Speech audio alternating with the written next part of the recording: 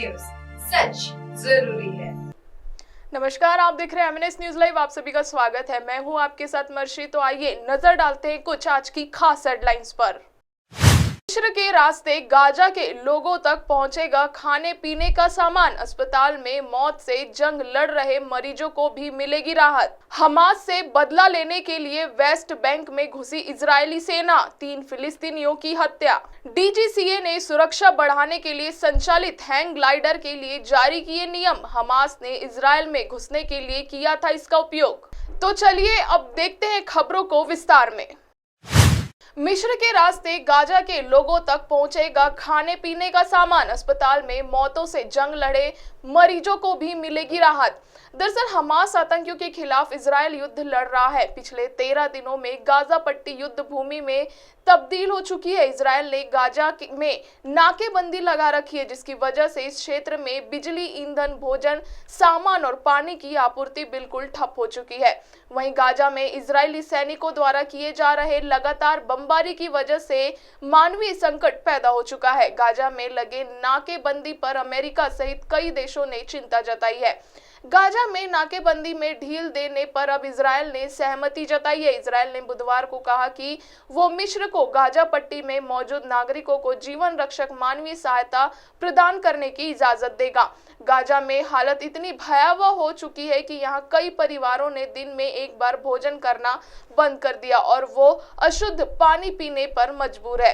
America की कोशिश है कि मिस्र के रास्ते मानवीय सहायता सामग्री गाजा में मौजूद लोगों तक पहुंचाई जाए। राष्ट्रपति जो बाइडेन ने कहा कि उन्होंने मिस्र के राष्ट्रपति अब्देल फताह अल मिसी से बात की और वो गाजा में मानवीय सहायता से जुड़े जरूर सामानों को लेकर 20 ट्रकों के एक खेप को गाजा में दाखिल होने की अनुमति देने वाले हैं।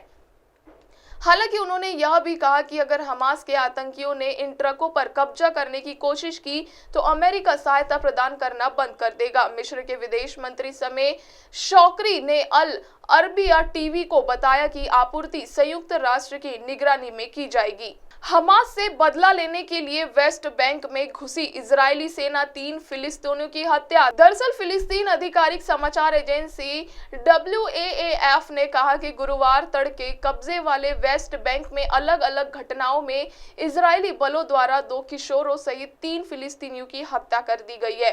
WAAF ने बताया कि इजरायली सेना ने रामल्ला के पश्चिम में बुद्रस गांव पर हमला किया, जिसमें एक युवक गैब्रियल अवाद की गोली मारकर हत्या कर दी गई। वेस्ट बैंक में इजरायली सेना के हमले में एक अन्य फिलिस्तीन युवक घायल हो गया। समाचार एजेंसी ने कहा कि अन्य घटनाओं में बैतलेहम के दक्षिण में एक शरणार्थी शिविर में सिर में गोली लगने से एक 14 वर्षीय लड़के की मौत हो गई। वहीं तुल्कार्म शहर में इजरायली सेना की गोली लगने के बाद 16 वर्षीय एक लड़के की भी मौत हो गई। इजरायल की ओर से तत्काल कोई टिप्पणी नहीं आई। इजरायली फिलिस्तीनी हिंसा में वेस्ट बैंक में दर्जनों फिलिस्तीनी मारे गए। फिलिस्तीन आतंकवादी समूह हमास के घातक हमलों में के जवाब में इजरायली गाजा पट्टी में जमीनी हमले में तैयारी कर रहे हैं। डीजीसीए ने सुरक्षा बढ़ाने के लिए संचालित हैंग ग्लाइडर के लिए जारी किए नए नियम। हमास ने इजरायल में घुसने के लिए किया था इसका उपयोग। दरअसल नागरिक उड्डयन महानिदेशालय ने संचालित हैंग ग्लाइडर के संचालन और सुरक्षा के संबंध में नए नियम लागू किए हैं। बता दें कि 7 अक्टूबर को आतंकी समूह हमास के घुसपैठिए ने इजरायल में घुसने के लिए मोटर चालित हैंग ग्लाइडर का इस्तेमाल किया था।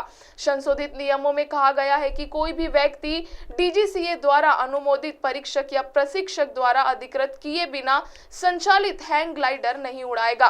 परीक्षक या प्रशिक्षण वह व्यक्ति होगा जिसने पावर्ड हैंग ग्लाइडर पर 50 घंटे और दोहरी मशीन पर कम से कम 10 घंटे काम किया हो। ऐसा अनुमोदित परीक्षक या प्रशिक्षक जांच करेगा और अन्य व्यक्तियों को उड़ान भरने के लिए अधिकृत करेगा।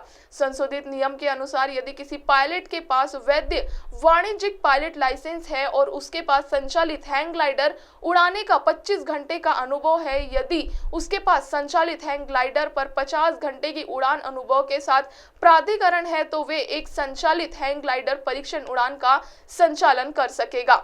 हालांकि मौजूदा सुरक्षा नियमों में कहा गया है कि संचालित हैंग ग्लाइडर को डीजीसीए द्वारा जारी प्रमाण पत्र प्रस्तुत किए बिना किसी भी व्यक्ति या फर्म को बेचा या निपटान नहीं किया जाएगा। अब आप हमारे चैनल को आपके मोबाइल पर भी देख सकते हैं। मोबाइल में देखने के लिए प्ले स्टोर से MNS news TV app download करें। इंस्टा, ट्विटर, फेसबुक और अन्य सोशल मीडिया प्लेटफॉर्म पर हमारा चैनल उपलब्ध है। आप हमारे चैनल को लाइव भी देख सकते हैं www.mnsnewstv.com पर। फिलहाल वक्त हो चुका है दर्शकों ब्रेक का। ब्रेक से लौटने के बाद देखेंगे देश और दुनिया की तमाम बड़ी खबरें। नमस्कार।